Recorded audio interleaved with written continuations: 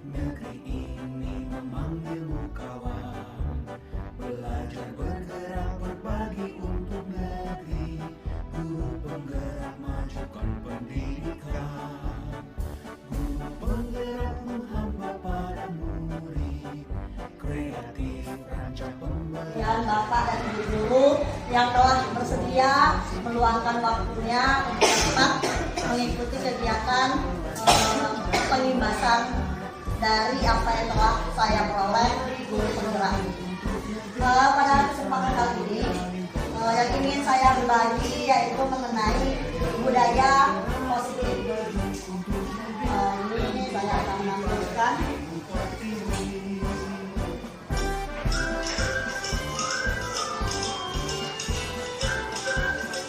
Tentang budaya positif,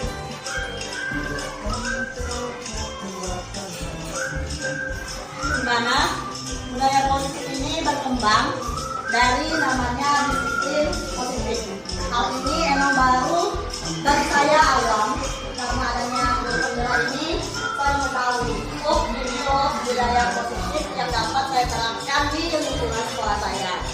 Budaya positif ini adalah nilai-nilai, keyakinan, kemudian juga kebiasaan di sekolah yang berpihak pada pada murid agar murid dapat berkembang menjadi pribadi yang kritis,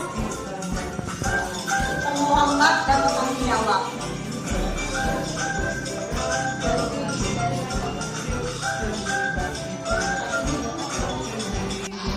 Yang pertama, apa yang harus dilakukan guru untuk membangun budaya positif di sekolah?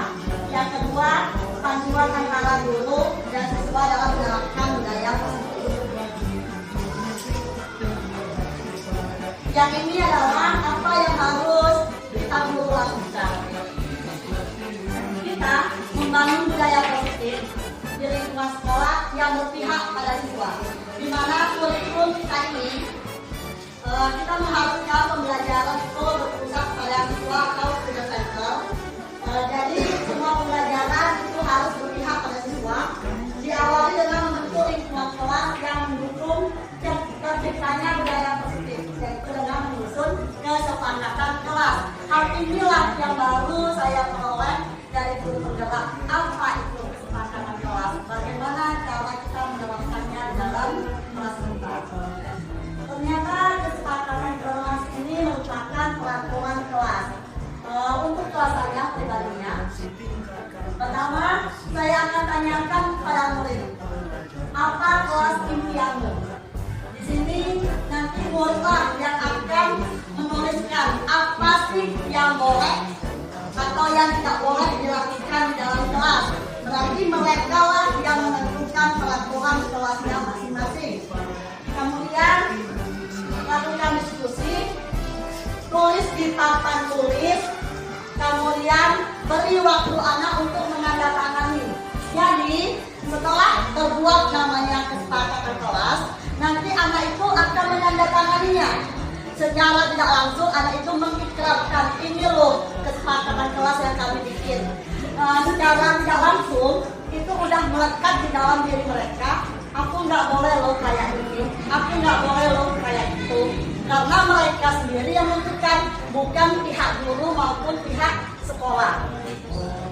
Kemudian di nomor 6, kita lakukan refleksi secara rutin. Di mana pada kurikulum sekarang, refleksi ini sangat penting. Malahan setiap pembelajaran kita harus melakukan yang namanya refleksi. Refleksi itu bukan hanya refleksi siswa, tapi juga refleksi guru. Yang ini yang akan sangat sangat keren kalau kita melakukan namanya refleksi guru. Tapi kita udah di akreditasi udah ada ya refleksi guru. Tinggal kita bikin bagaimana kegiatan itu konsisten kita jalani. Nah, inilah peraturan kelas yang saya lakukan, di mana saya tidak ada ikut campur. Saya hanya memfasilitasi ini loh nah. Kemudian kamu silakan tuangkan ide kamu di dalam papan tulis. Jadi ini bahasa mereka lah tanpa saya ikut campur. Nah, kita bisa lihat nih, tidak boleh buang sampah sembarangan. Jangan melawan guru atau apa itu kita lihat ya. Jangan membantah guru. Tidak boleh makan saat pelajaran. Nah, inilah kami peroleh kesepakatan kelas kami ada sekitar lebih dari 10. Tidak boleh berkelahi, tidak boleh mencoret dinding, tidak boleh mencoret meja. Memang inilah yang terjadi atau fakta yang memang kita inginkan sebagai guru, yang memang anak itu tidak boleh lakukan. Ternyata anak itu memiliki kesadaran juga. Alhamdulillah, kesepakatan kelas ini tanpa saya aba-aba, tanpa saya bilang tidak boleh ini, mereka sadar sendiri. Mengapa? Karena kesepakatan kelas ini saya tempel di dinding. Ini saya memakai spanduk bekas, istilahnya kita 3L. Tidak boleh mubazirkan barang, kita manfaatkan yang ada. Walaupun bekas tetapi bermanfaat, apa salahnya? Ini adalah spanduk bekas yang di belakangnya yang saya pakai. Ini kesepakatan kelasnya, hasil dari buah pikir anak-anak saya kelas 4C, kemudian tanda tangan anak. Dengan melihat ini, mereka sadar apa yang harus mereka lakukan dengan tidak. Ini tanda tangan mereka sendiri. Setiap anak tanda tangan. Ini mereka bangga Bapak Ibu. Seperti kayak mana ya? Oh, keren loh pakai tanda tangan. Biasanya kan dia merasa, ini perlakuan guru. Bapak Ibu, tadi sudah saya jelaskan apa itu budaya positif, terutama tentang kesepakatan kelas. Kan namanya diskusi, pasti ada menjawab. Dipersilakan kepada Bapak Ibu yang berkenan untuk mengeluarkan pendapat idenya, bertanya kepada saya.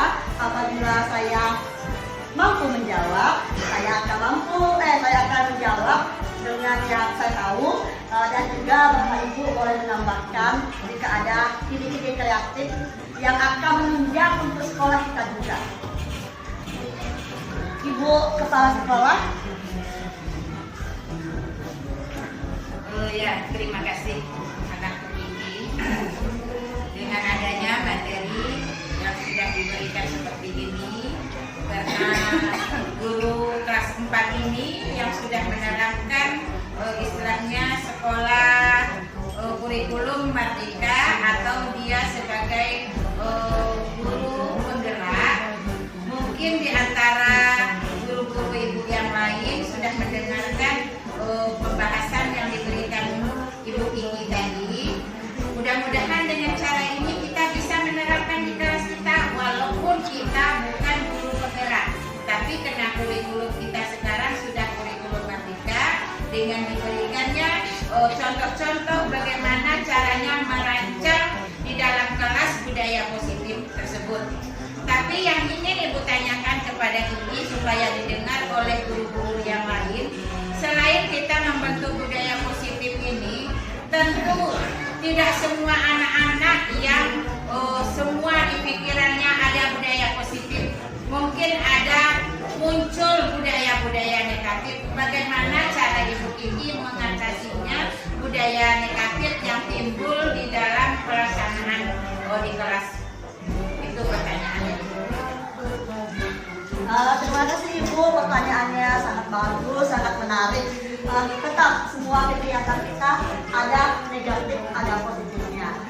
Berhubung kita tentang budaya positif, ini kan emang lagi digalakkan untuk sekolah menerapkan namanya budaya positif. Tidak dipungkiri, pasti ada yang melanggar budaya positif maupun kesepakatan yang telah kita buat. Nah, inilah gunanya namanya pembiasaan. Kita tahu yang namanya kesepakatan kelas ini berhubungan dengan sikap, perilaku, itu tidak mungkin. Hari ini kita tetapkan, besok anak itu berubah, itu tidak mungkin. Pasti membutuhkan waktu, membutuhkan proses, membutuhkan namanya pembiasaan. Yang mana yang hal-hal negatif yang kata Ibu kan emang dibilang tidak boleh tapi ada anak yang mencoret dinding. Nah, disitulah adanya budaya positif, dibikin kesepakatan tidak boleh mencoret dinding. Mungkin awalnya dia tidak langsung menuruti. Namanya perilaku yang biasanya tiap hari dia nggak mungkin langsung bisa berubah. Pasti ada namanya pembiasaan. Inilah gunanya kesepakatan kelas, yang mana yang membuat peraturan itu adalah murid dan guru sebagai fasilitator memonitor jalannya kegiatan kelas ini. Anak saya kebetulan ada kasus seperti itu, mencoret meja sama dinding. Makanya dia membuat aturannya seperti ini. Dia ngomong seperti ini, Bu, maaf Bu ya, kami yang hobi mencoret dinding sama meja Bu. Tapi Bu, kami dekil lah Bu, kawannya dia dekil aturannya bukan dia. Karena di otomatis dia mau kalau dia dekil. Kami Bu berusaha Bu ya, untuk tidak nyoret lagi. Kalau kami salah Bu, tolong tegur kami. Datang kawan-kawannya ngomong juga, tenanglah. Kalau kami nampak kau nyoret, kami tegur. Kemudian ini kesepakatan anak dewek. Bagi yang melanggar, mereka meletakkan 2.000 Bu di meja saya.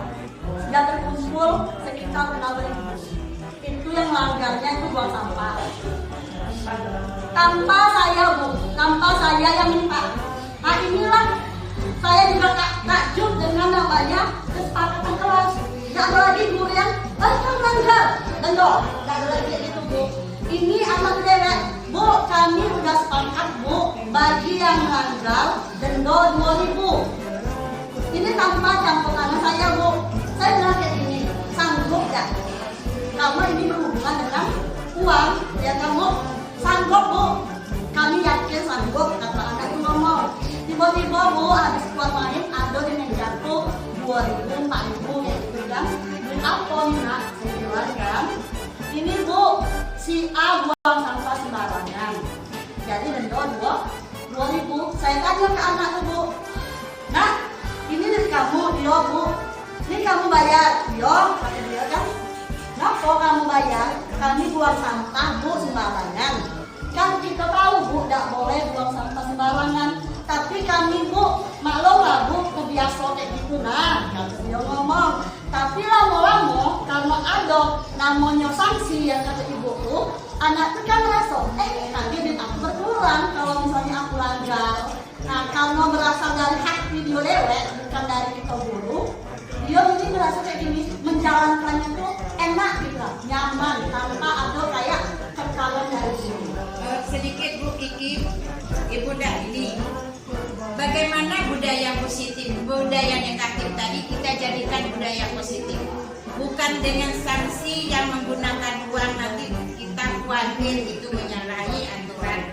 Nah, misalnya mencoret dinding itu bisa dijadikan sebagai budaya positif dengan menyalurkan bakat dia sebagai pelukis. Nah, jangan menggunakan sanksi. Bagaimana? Ya. Nah, kebetulan yang untuk mencoret meja Bu, saya punya ide, itulah Bu, kami pakai alas meja. Alas meja tuh dari anak untuk anak. Jadi kalau dia mencoret meja, otomatis kan alas mejanya kena tuh Bu.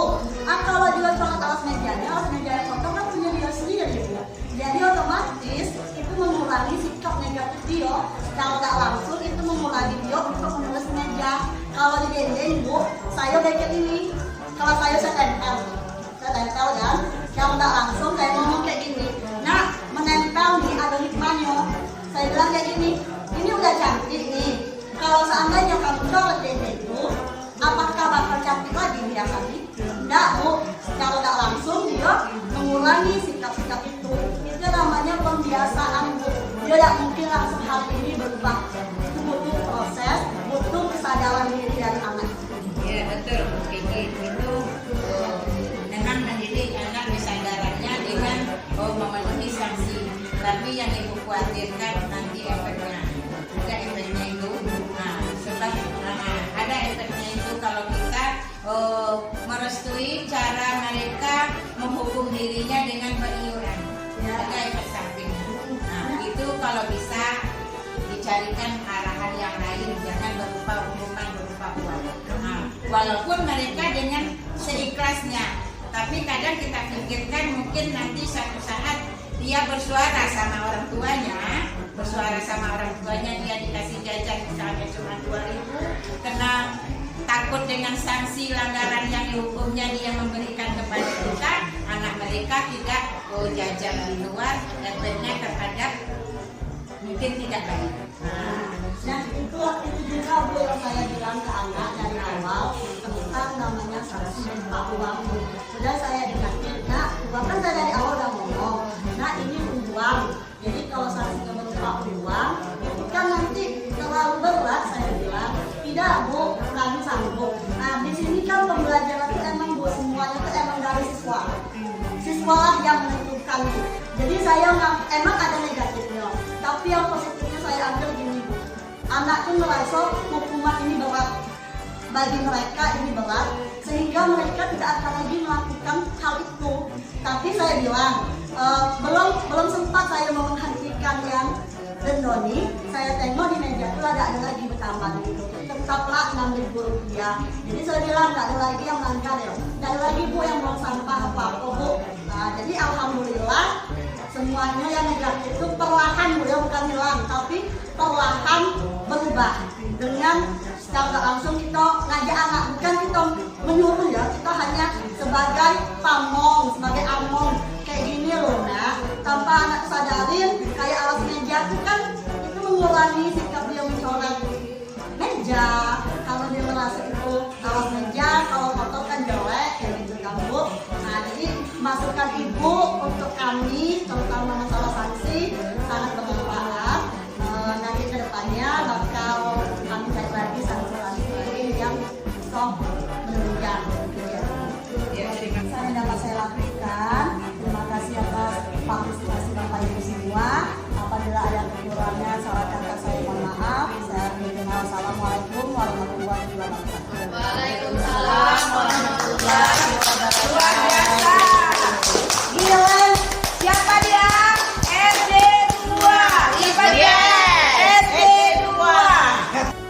Assalamualaikum warahmatullahi wabarakatuh.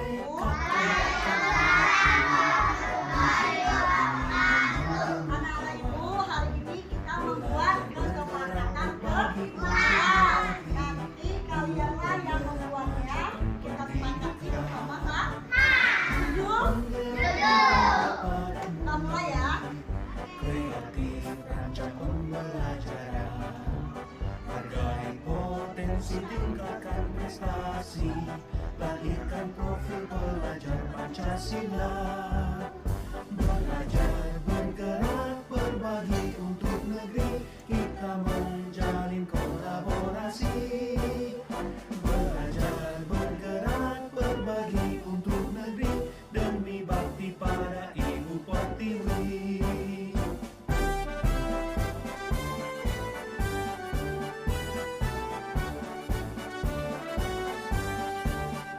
Bulatkan tekad, kuatkan hati, negeri ini memanggilmu kawan. Belajar, bergerak, berbagi untuk negeri, guru penggerak majukan pendidikan. Guru penggerak menghamba pada murid, kreatif rancang pembelajaran. Hargai potensi, tingkatkan prestasi, lahirkan profil pelajar Pancasila. Belajar, bergerak, berbagi untuk negeri, kita menjalin kolaborasi. Belajar, bergerak, berbagi untuk negeri, demi bakti pada Ibu Pertiwi. Belajar, bergerak, berbagi untuk negeri, kita menjalin kolaborasi. Belajar, bergerak, berbagi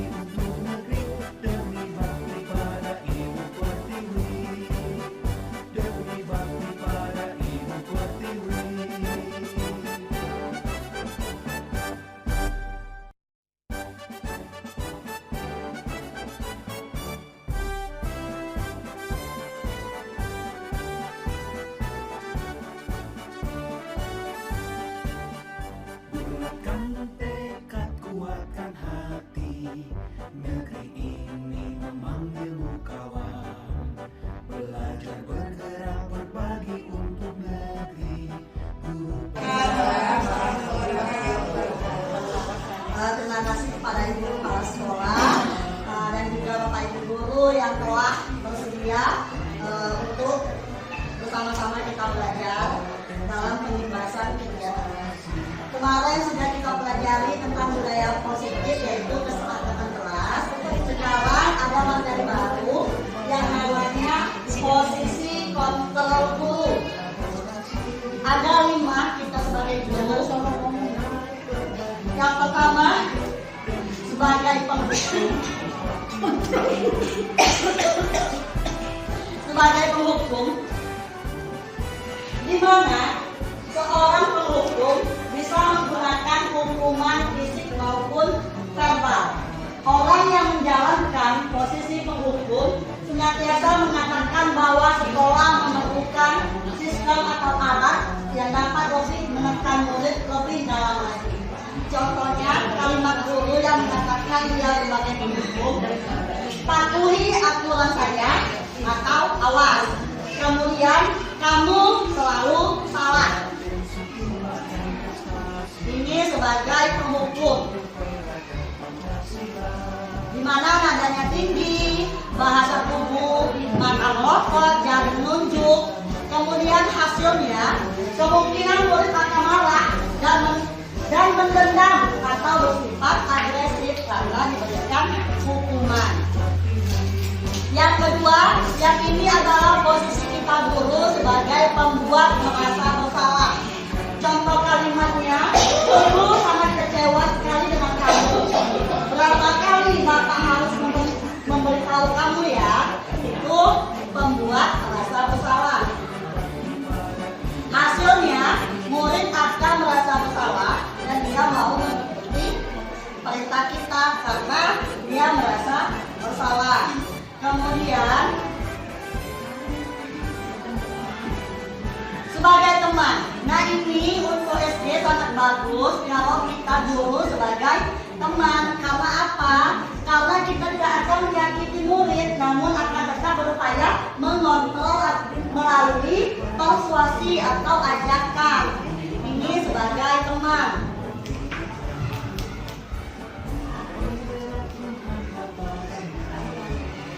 Hasilnya, murid merasa senang dan akrab dengan guru karena posisi kita sebagai teman. Lahirkan profil pelajar Pancasila. Belajar, bergerak, berbagi untuk negeri. Kita menjalin kolaborasi. Posisi antara guru, yang pertama itu sebagai penghukum. Di sini entah ibu yang kurang memahami bagaimana, kayaknya di situ ada sebagai penghukum fisik dan verbal. Dari keterangan ibu Kiki itu tidak menerangkan secara terpisah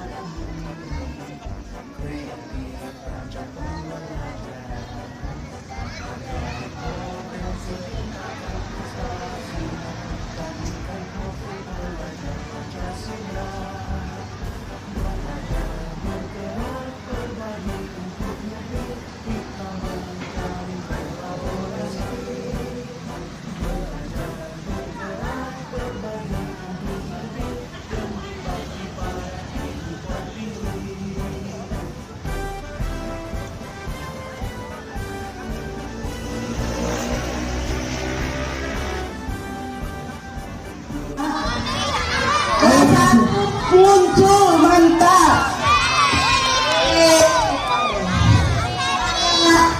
Ceritanya pakai bahasa sendiri. Negeri tentang apa ceritanya, nak? Makanan halal dan haram.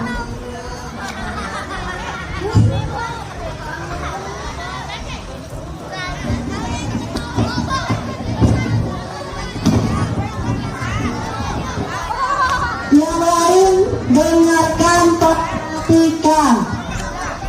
Makanan halal dan haram dilarang oleh Allah. Makanan haram. Wah, contoh makanan haram apa aja?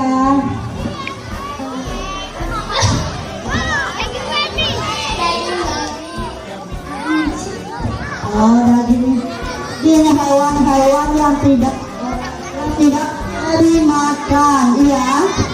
Ya, makanan yang tidak boleh, hewan yang tidak boleh kita bunuh seperti Al-Fatih, cakep Al-Fatih, coba.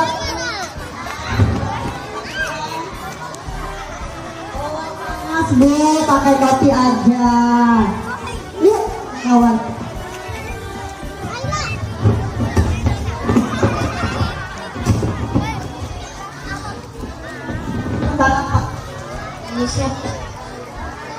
manisnya permen jeli. Manisnya apa, Nak? Oh, manisnya apa? Manisnya permen jeli. Yeay, coba Tepuk tangannya.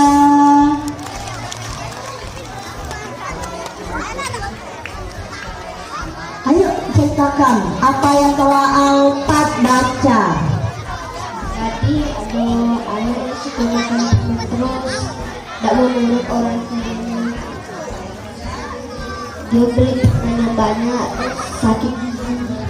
Nah, dengar, dia menceritakan ada seorang anak yang suka makan permen. Dia tidak mau mendengarkan nasihat orang tuanya. Akibatnya sakit gigi. Sekarang ibu tanya, dia tanya sama kamu. Apa yang dapat kamu peroleh di hari cerita? Kelas tinggi nih, ya.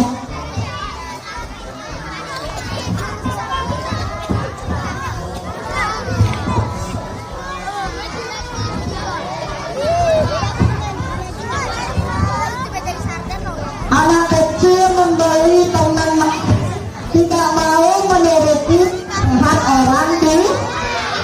Jadi kita sebagai anak harus menuruti nasihat orang.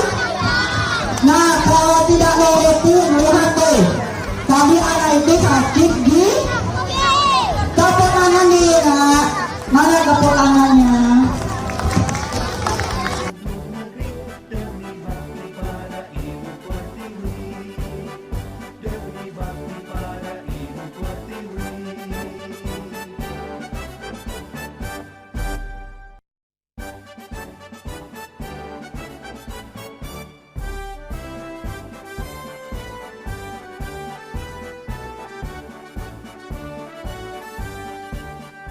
Bulatkan tekad, kuatkan hati. Negeri ini memanggilmu kawan. Belajar bergerak berbagi untuk negeri. Guru penggerak majukan pendidikan. Guru penggerak menghamba pada murid. Kreatif rancang pembelajaran.